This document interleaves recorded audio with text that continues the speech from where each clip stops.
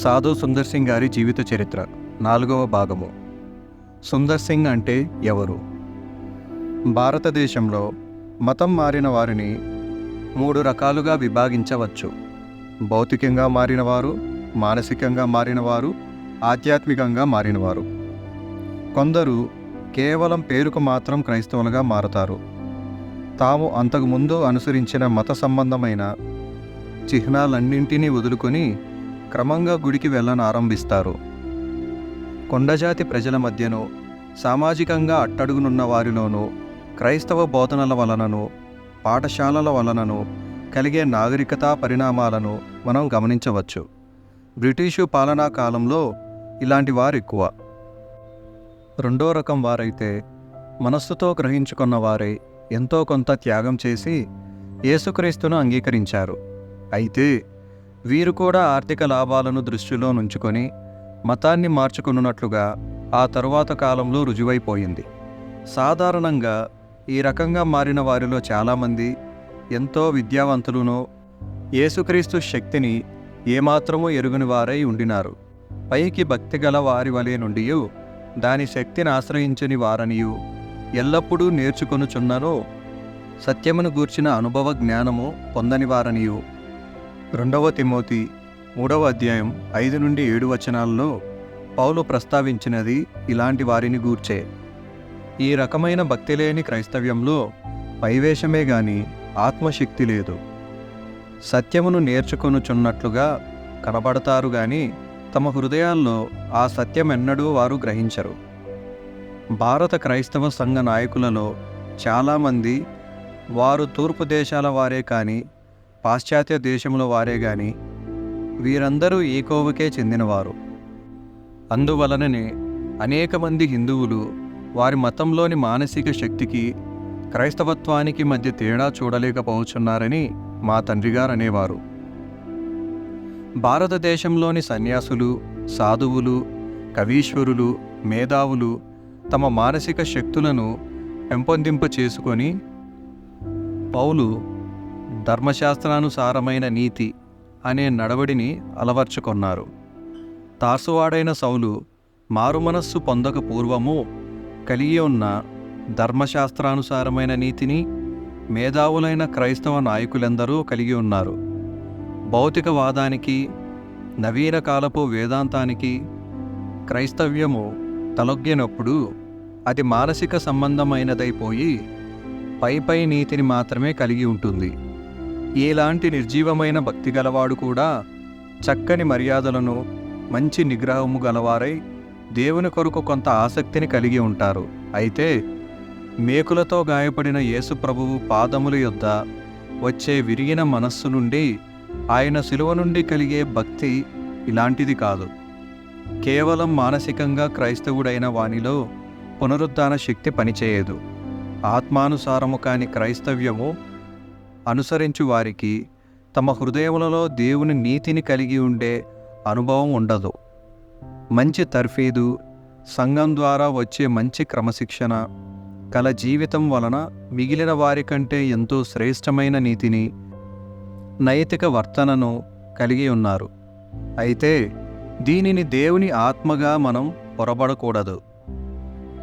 చరిత్రలో కొంచెం వెనక్కు వెళ్ళి చూస్తే ఇలాంటి సంఘములలో కొన్ని నిజమైన క్రైస్తవ్యంలో నుండి, ఉజ్జీవములో నుండి ఉద్భవించినవే. ఇలాంటి సంఘ క్రైస్తవులు ఆత్మను పోగొట్టుకొని క్రమశిక్షణ అలవాట్లను మిగుల్చుకొన్నారు. ఆత్మ పోయిన తరువాత క్రమశిక్షణ పోవడానికి కూడా ఎంతో కాలం పట్టదు. మూడవదిగా దేవుని ఆత్మ వలన మార్పు పొందిన వారున్నారు.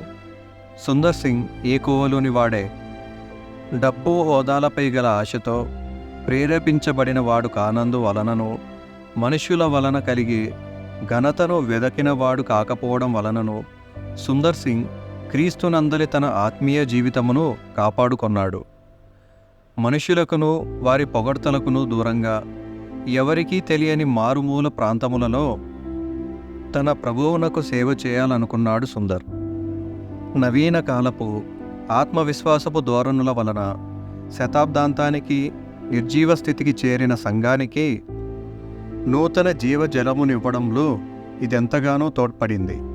క్రీస్తును పోలి జీవించిన ఈ ఒక్కని వలన ఎంతోమంది తన విశ్వాసంలో నూతనపరచబడినారు. భారత క్రైస్తవ సంఘంలో సుందర్ వలనే మార్పు నొందిన ఎంతోమంది ఆరంభికులు, నాయకులు హోదాల వైపు, ఘనత వైపు ఈడ్వబడిన వారై భేదాభిప్రాయములలోనూ, పార్టీ గొడవలలోనూ, వివాదములలోనూ చిక్కుకొని లోతులేని వారైపోయారు. ఈ రీతిగా దారి తప్పిపోయిన వారు తమ జీవితంలో దేవునిపై తమకు గల పట్టును కోల్పోయారు. అయితే సుందర్ సింగ్ ఇలాంటి దారి తప్పించే వాటికి, దృష్టి మరల్చే వాటికి దూరంగా ఉంటూ పౌలు, పేతురు ప్రకటించిన యేసుక్రీస్తును నమ్మకంగా ప్రజలకు చూపుచూ సర్వామోదమైన క్రైస్తవునిగా జీవించాడు. భారత క్రైస్తవులలో సంఘ నాయకత్వాన్ని ఆశించే చాలామంది దేవుని మనస్సును అనుసరించి ఆయన వాక్యమును మనకు నేర్పిడి పరిశుద్ధాత్మని దగ్గరకును ఆయన వాక్యము యొద్దకును చేరి మోకాళ్ళ మీద నేర్చుకోవడానికి బదులుగా విదేశాల నుండి తిరిగి వచ్చాక పేరు ప్రఖ్యాతలు, పదవులు పొందాలనే వాంఛతో విదేశాలలోని వేదాంత కళాశాలలను ఆశ్రయించడం ఎంతో దురదృష్టం. ఎంతో అభివృద్ధిలోనికి రావలసిన చాలామంది క్రైస్తవులు ఏ రీతిగా లోకాశలకు బలైపోయి సంఘానికి ఆశీర్వాదంగా నుండటానికి బదులు అట్టుబండలుగా తయారయ్యారు. లోకాశలు, పేరు ప్రఖ్యాతులపై గల వాంఛల వలన సుందర్ సింగ్ గారెన్నడూ అంటుపడలేదు. మా తండ్రి గారు ఒక సంఘటన చెప్తుండేవారు. మిషనరీగా ఉన్న నా స్నేహితుడు ఒకనికి ఓ రైలు బండిలో సుందర్ సింగ్ను పరిచయం చేశాను. పాశ్చాత్య దేశాలకు చెందిన ఈ మిషనరీ వెంటనే మేమున్న రైలు పెట్టె ఎక్కి తన క్రైస్తవ జీవితంలో సుందర్ సింగ్ సాధించిన వాటి కొరకై ఆయనను పొగడ్తలతో ముంచెత్తనారంభించాడు. సుందర్ సింగ్ గారు వెంటనే తన 2 చేతులనెత్తి చూపుతూ, అయ్యా, ఈ నా 2 చేతులు బైబిలును కాల్చివేశాయి, నేను గొప్ప పాపిని అని అన్నాడు. ఆయన ఈ మాటలు చెప్పిన తీరు విన్నవారెవరైనను సుందర్ సింగ్ను ఇంకేమాత్రమూ పొగడకుండా చేసి ఆయనను రక్షించిన మహాగొప్ప రక్షకుడైన క్రీస్తు ప్రభువు వైపు వారి దృష్టిని మరల్చుతాయి. తన ప్రసంగముల మధ్యలో ఆసక్తిని రేకెత్తించే తన వ్యక్తిగత అనుభవాల్ని చెప్పినప్పటికీ అవన్నీ తన ప్రభువును రక్షకుడునైన క్రీస్తు కొరకు మరింత మహిమ తేవడానికి దోహదం చేశాయి. ఇక్కడితో 4వ భాగం ముగిసింది. 5వ భాగంలో సాధు సుందర్ సింగ్ గారి యొక్క కుటుంబ తిరస్కారములు గురించి తెలుసుకుందాం.